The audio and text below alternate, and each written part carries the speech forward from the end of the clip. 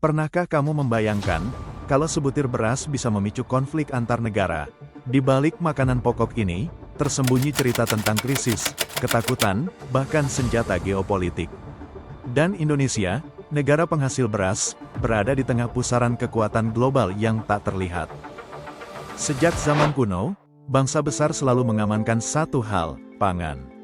Kekaisaran Romawi memperluas wilayah demi gandum.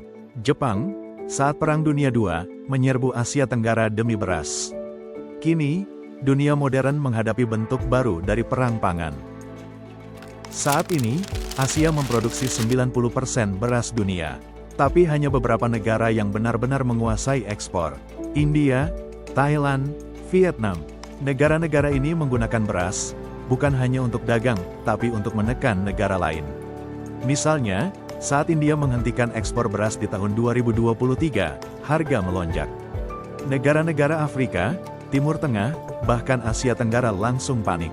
Diplomasi berubah, hanya karena beras. Indonesia adalah produsen beras besar. Tapi ironisnya, kita juga sangat bergantung pada impor. Saat produksi terganggu, karena cuaca atau gagal panen, kita bertekuk lutut. Harga naik, rakyat menjerit, dan pemerintah panik. Disinilah kekuatan asing mulai bermain.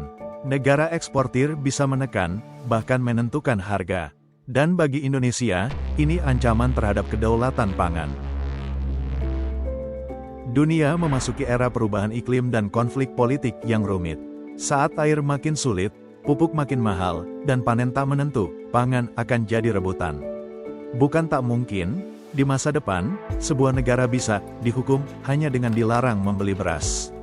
Maka pertanyaannya, apakah Indonesia siap? Apakah kita mampu mandiri secara pangan? Atau kita hanya akan jadi pion dalam catur geopolitik beras? Sebutir beras bukan hanya tentang kenyang, tapi tentang kedaulatan, strategi, dan kekuasaan. Bagaimana menurutmu, apakah Indonesia siap menghadapi perang pangan di masa depan? Jangan lupa like, share, dan subscribe agar kita bisa terus membahas hal-hal penting seperti ini. Suaramu penting, pengetahuan adalah senjata.